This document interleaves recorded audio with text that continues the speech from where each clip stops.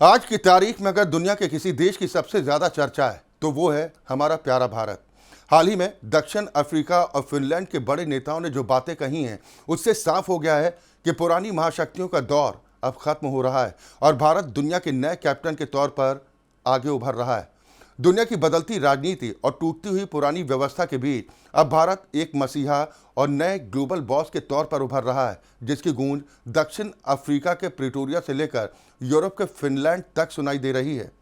दक्षिण अफ्रीका के उप मंत्री जूको गोडलिम्पी ने यह साफ कर दिया है कि 1945 के बाद पश्चिम देशों द्वारा बनाया गया वर्ल्ड ऑर्डर अब ढहने की कगार पर है और भारत इस टूटे हुए ढांचे को फिर से खड़ा करने वाला सबसे बड़ा सीनियर पार्टनर। गोडलिम्पी का ये कहना कि भारत अब दुनिया की नई व्यवस्था का को क्रिएटर यानी कि सह निर्माता है, ये दर्शाता है कि 2047 तक विकसित भारत बनने का सपना केवल हमारा नहीं बल्कि पूरी दुनिया की उम्मीद बन चुका है। भारत और दक्षिण अफ्रीका को आज दुनिया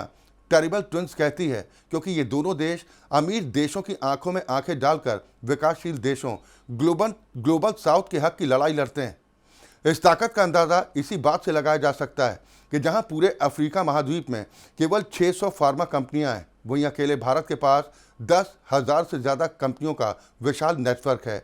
जिसने कोरोना काल में पूरी दुनिया की जान बचाई थी। इसी सुर मिलाते हुए फिनलैंड के राष्ट्रपति डॉक्टर अलेक्जेंडर स्टब ने भी ये स्वीकार किया कि पश्चिम प्रभुत्व का युग अब समाप्त हो चुका है और अब ग्लोबल साउथ ही दुनिया की किस्मत का फैसला करेगा, जिसमें भारत सबसे निर्णायक भूमिका निभाएगा। उन्होंने भारत की विदेश नीति को वैल्यू बेस्ड रियलिज्म यानी कि सिद्धांतों और ज़मीनी हकीकत का बेजोड़ संगम बताया और पुरजोर वकालत की कि भारत के बिना संयुक्त राष्ट्र सुरक्षा परिषद यानी यूएनएससी का कोई वजूद नहीं और इसीलिए उसे फौरन स्थायी सदस्यता मिलनी चाहिए। भारत आज दुनिया की चौथी सबसे बड़ी अर्थव्यवस्था है और अगले 2 दशकों में इसकी बादशाहत इस बात पर टिकी होगी कि वो अफ्रीका के 1.3 अरब लोगों के बाजार और वहां मौजूद बेशकीमती खनिजों यानी कि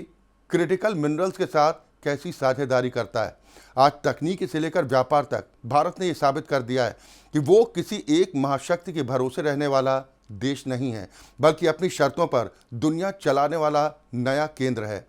फिनलैंड और दक्षिण अफ्रीका के ये बयान इस बात पर मुहर लगाते हैं कि भारत अब दुनिया के उस मोड़ पर खड़ा है जहां वो सिर्फ इतिहास का हिस्सा नहीं बल्कि नया इतिहास लिख रहा है।